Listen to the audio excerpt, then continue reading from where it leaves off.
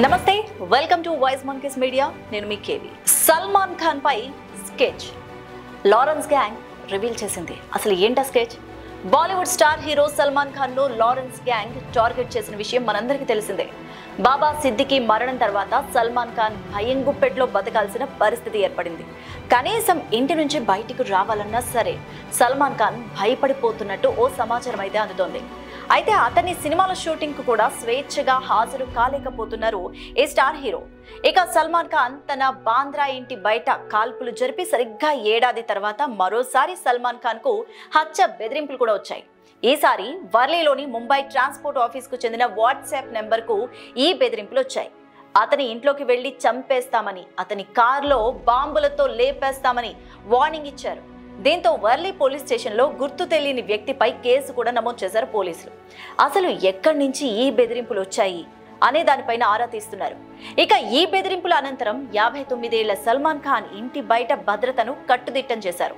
అతనికి మహారాష్ట్ర ప్రభుత్వం దాదాపుగా Z+ సమాన భద్రత కల్పిస్తోంది. అటు సల్మాన్ సన్నిహితులకు సైతం భద్రతను పెంచారు. ఇక కొన్నాళ్లుగా లారెన్స్ బిష్నోయ్ గ్యాంగ్ నుంచి ప్రత్యక్షంగా పరోక్షంగా అనేక బెదిరింపులు వస్తున్నాయి. 1998 కృష్ణ జింకల వేటల కేసులో సల్మాన్ ఖాన్ ప్రమేయం ఉందని ఆరోపిస్తూ ఈ గ్యాంగ్ ఆయన్ను లక్ష్యంగా చేసుకుంది. కృష్ణ జింకలు బిష్నోయ్ సమాజానికి మతపరమైన ప్రాముఖ్యతను కలిగి ఉన్నాయి. 2024 చివర్లో కృష్ణ జింకల గుడిని సందర్శించి బహిరంగంగా క్షమాపణ చెప్పాలని లేదా 5 కోట్లు చెల్లించాలని కూడా డిమాండ్ చేశారు ఆ గ్యాంగ్. అక్టోబర్ 30న కొందరు సల్మాన్ ఖాన్ ను బెదిరించి 2 కోట్లు డిమాండ్ చేశారు. 2024లో ఇద్దరు గుర్తు తెలియని వ్యక్తులు నకిలీ గుర్తింపు కార్డును ఉపయోగించి ఖాన్ పన్వెల్ ఫామ్ హౌస్ లోకి చొరబడ్డానికి కూడా ప్రయత్నించారు. ఇక 2023లో అయితే గ్యాంగ్స్టర్ గోల్డీ బ్రార్ సల్మాన్ కు బెదిరింపులు మెయిన్ గా ఓ మెయిల్ పంపించారు. అతని ఇంటికి సమీపంలోని ఓ బెంచ్ మీద లేఖను కూడా అక్కడ రిలీజ్ చేశారు. ఇక తనకు వస్తున్న బెదిరింపుల గురించి దేవుడు చూస్తున్నాడని, ఇవన్నీ కూడా దేవుడే చూస్తాడని, విధి అనుమతించినంత కాలం ఈ నా జీవిత కాలం ఇలాగే ఉంటుందని అంతే అంటూ సల్మాన్ ఖాన్ కూడా కామెంట్లు చేశారు.